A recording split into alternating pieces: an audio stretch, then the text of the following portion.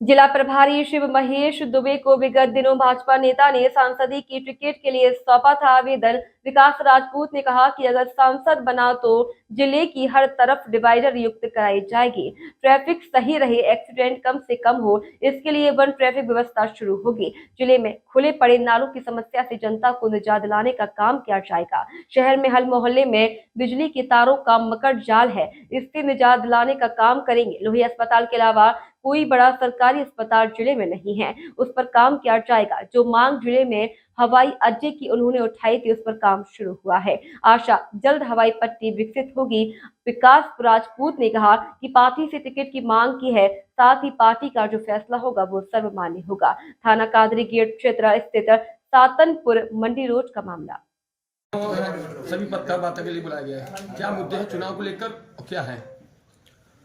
देखिए, भारतीय जनता पार्टी से लोकसभा के पद के लिए मैंने आवेदन किया हुआ है और जिस तरीके की क्षेत्र में समस्याएं हैं और उन समस्याओं को लेके आया हूं। जैसा कि पूर्व में भी आप लोगों से सभी से बातचीत करी है कि इतने सारे मुद्दे हैं इस शहर में कि इन 10 वर्षों में जो विकास कार्य होने चाहिए थे उसको अगर देखा जाए तो तकरीबन 20 वर्ष पीछे हमारा शहर विकास कार्यों को लेकर चला गया है। अगर आप इस डबल इंजन की सरकार में पूरी बात अपनी केंद्र तक या प्रदेश सरकार तक नहीं पहुंचा पा रहे हैं, जिस तरीके से अभी मैंने कुछ दिन पहले अखबार में पढ़ा था कि यहाँ से ग्रीनफील्ड एक्सप्रेस वे भी चला गया, यहाँ से गंगा एक्सप्रेस वे भी पूर्व में जा चुका है। तो जब सारे एक्सप्रेस वे एक बार चले जाएंगे तो ये जिला बहुत ज़्यादा पिछड़ जाएगा और ये जिला जो इतना ज़्यादा पहले से ही पिछड़ चुका है तो इसको एक विकसित जिले के रूप में बनाने का प्रयास है, उसके लिए आवेदन किया गया। मुद्दे क्या हैं? मुद्दे विकास के मुद्दे रहेंगे। विकास के मुद्दे में उन मुद्दों की समस्याएं, उन मुद्दों के नाम तो होने चाहिए।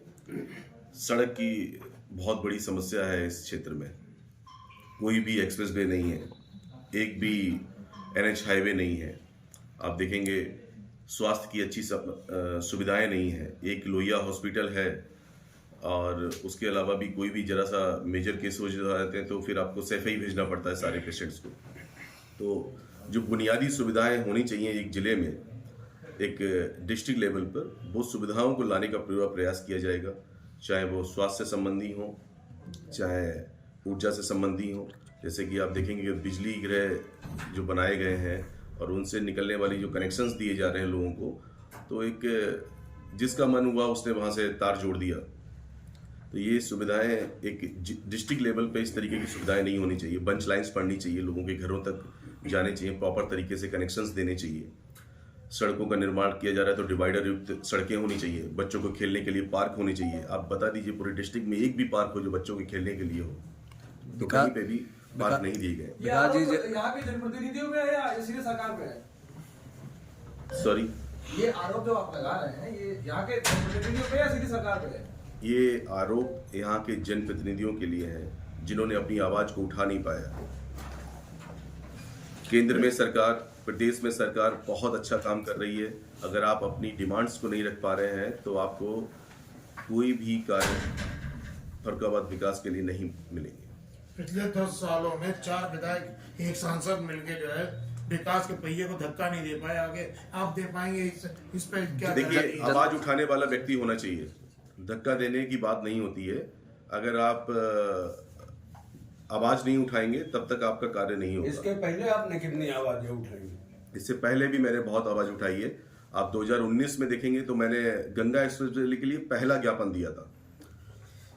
इस पूरे जिले में कोई भी ऐसा ज्ञापन नहीं है। आप उठा के लिस्ट उठा के देख लीजिए, गंगा एक्सप्रेसवे के लिए मैंने पहला ज्ञापन दिया था जबकि मैं राजनीति में नहीं था।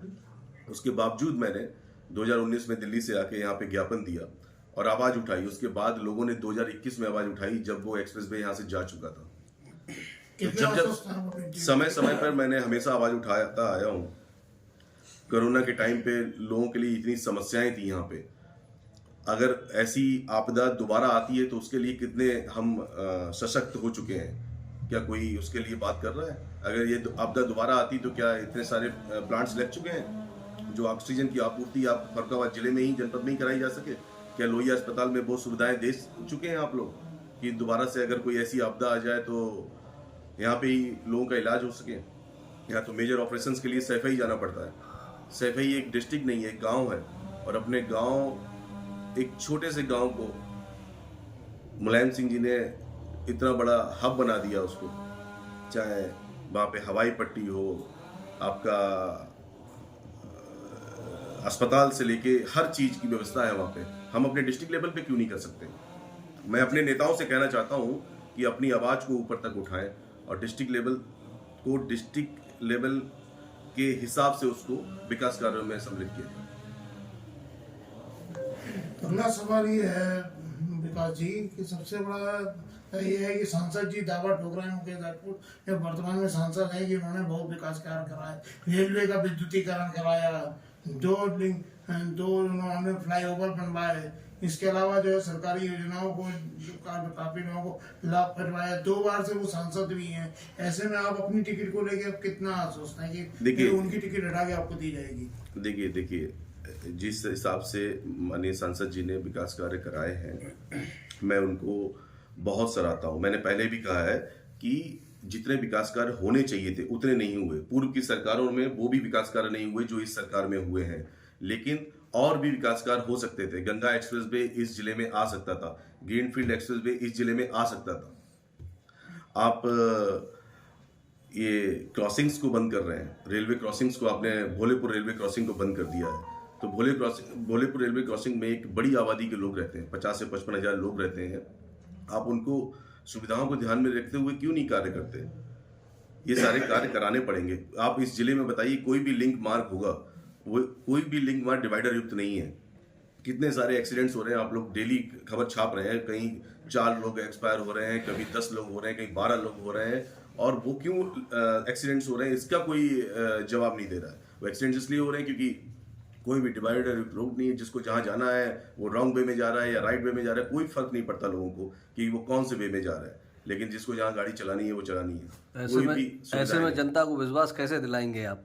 पूर्णतः सरकार आप ही की। देखिए, जनता विश्वास कर रही है मेरे ऊपर, और जिस तरीके से लोग जुड़े हैं और लोग मेरे साथ आ रहे हैं, उस तरीके से पूरा विश्वास है जनता को। और मैं जनता को पूर्ण विश्वास दिलाता हूँ कि